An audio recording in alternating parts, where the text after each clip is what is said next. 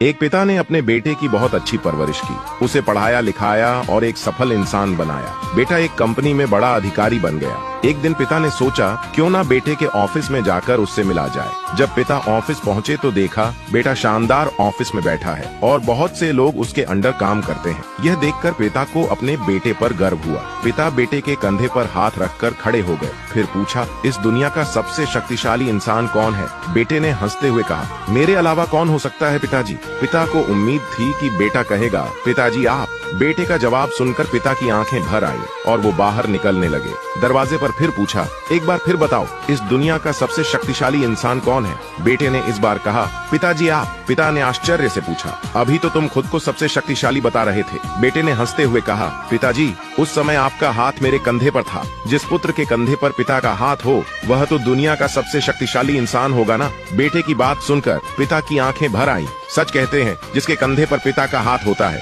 वह दुनिया का सबसे शक्तिशाली इंसान होता है। दोस्तों, अपने पिता के लिए एक हार्ट तो बनता है।